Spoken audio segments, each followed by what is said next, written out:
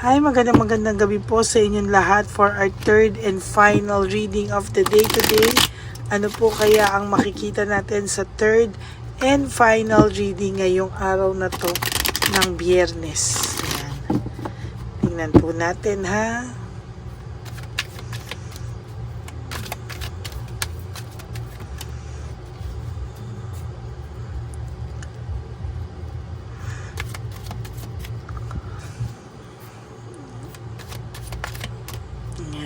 Basahin muna po natin maigi. Sana po ay napanood nyo na po ang first and second reading of the day. Pero mukhang konti pa lang po ang views, no? Friday po ngayon. So, better panoorin nyo na po ang ating reading of the day. Yan. Okay?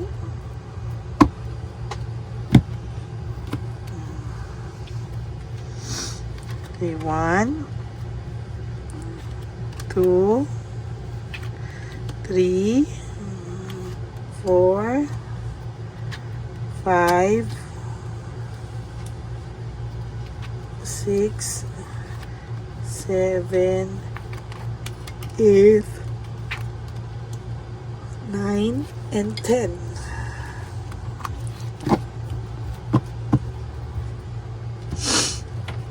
Ito naman po, tingnan po natin.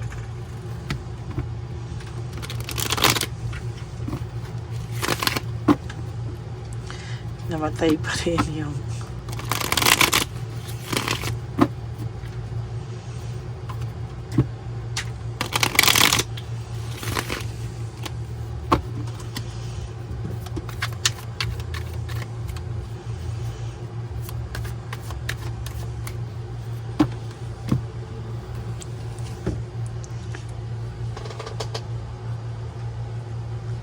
okay, 1,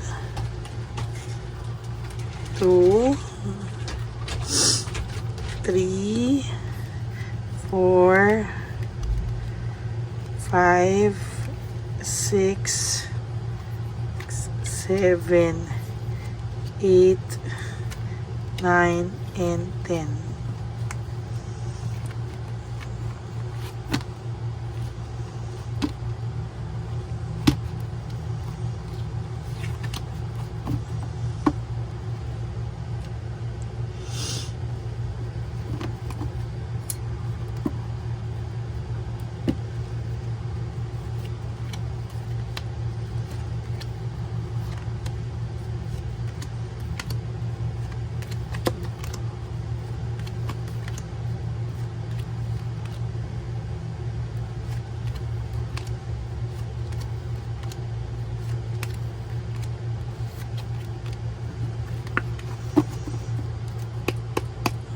Tingnan na po natin ang third and final reading of the day today. Give up and overwhelm. Parang ang pinapalabas po ng taong to ay siya po ang nag-give up. Siya po ang sumuko sa iyo dahil po pinilit mo po siyang lumayo sa iyo. Ang pakiramdam po ng taong ito ay pinagmamalaki niya po nung umpisa o pinagmamalaki niya po na napagod siya sa iyo, no? Talagang sinisika po ng taong ito at talagang nakahanap po siya ng mga butas para po isisi niya sa iyo lahat, no? At pinapalabas niya po na ikaw po ang may kasalanan at ikaw daw po ang habol ng habol sa kanya.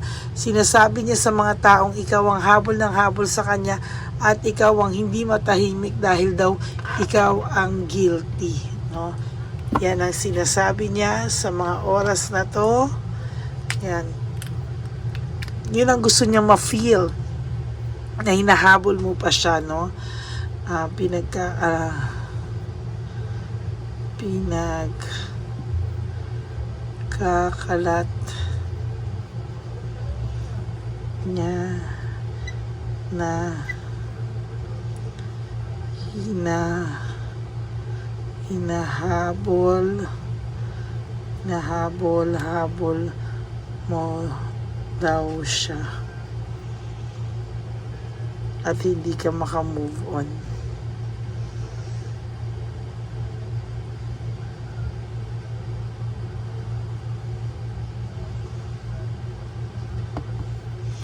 So, pinagkakalat niya na hinahabol-habol mo raw siya at hindi ka daw makamove on. Yan, ano? Yan. Huwag ka po kasing, alam mo yun, parang ang feeling po ng taong ito ay bitter ka pa rin daw po sa kanya at sa totoo lang ay hindi mo daw po siya kayang kalimutan, ano? Hindi ka daw po makamove on sa kanya at sa totoo lang, hinahabol-habol mo daw ang person na ito.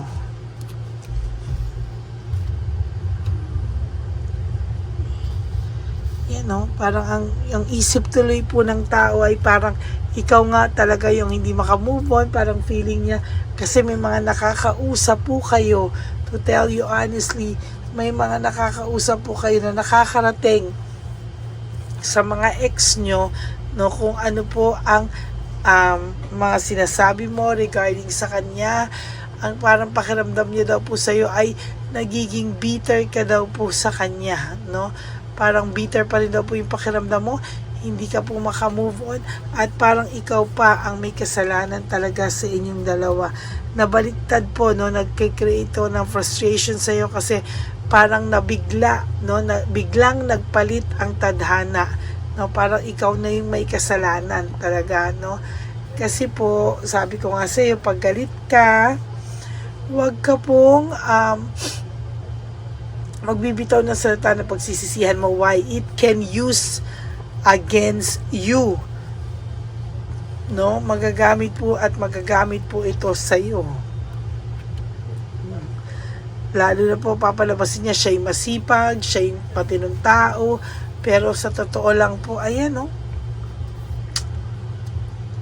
Oh my God, pareho pa. Pareho pa talaga on a Friday, sabi ko tabi-tabi, tabing-tabi, passion and high standard, meaning pinapakita niya po na hindi ka daw kawalan at siya daw ang kawalan sa buhay mo, no? As a matter of fact, naiisip niya po na ano bang naiisip niya? Naiisip niya ay hindi ka po matahimik, no? Hindi ka daw po matahimik at totally hindi ka rin daw po makamove on from him, no? Parang ang pakiramdam niya is somehow mabigat ang aura mo, no? Parang sinasabi niya ay nabibigatan daw siya sa aura mo at talagang hindi ka daw makamove on from him or her. Nadidisappoint ka po, lalo kang nasasaktan, nadidisappoint ka po kapag nababalitaan mo to, no, nakikita mong ganyan, pero sa totoo lang po, no, hayaan mo lang muna po siya, no, huwag mo pong patulan, dakdak siya ng pinagkakalat niya po, hayaan mo po siya. Why? Kasi lalabas naman po ang katotohanan sa huli.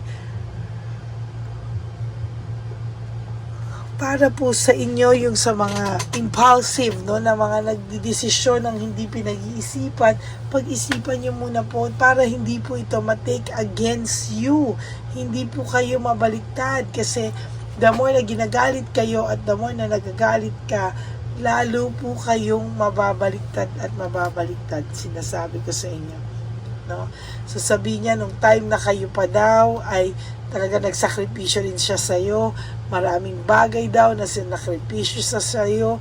Pero, ngayon, no, parang hindi mo daw pinahalagan. Baliktad na baliktad na baliktad po ang pinagsasabi nito sa mga tao, no? Baliktad po talaga. Kaya kung ako sa inyo, huwag nyo siyang bigyan ng puntos na makapuntos sa inyo, no? Na mabaliktad kayo. Lack of direction, conflict, lahat po ay may nangyayaring conflict sa kanya at wala pa naman po siyang concrete na decision sa buhay niya. Pero I think he is planning to show you na nakapag-move on na siya with his life or nagmo-move on na po siya. Yan, no? Mag-focus ka daw po muna sa sarili mo. Ayan po ang sinasabi ko. Mag-focus ka daw po muna sa sarili mo para hindi ka po nawawala. Hindi ka po parang yung hindi makapigil. Ganun, ano. Pagka po galit na galit ka kaysa magsalita ka na hindi maganda na matitake against you, bumilang ka na lang po ng 1 to 10 paulit-ulit.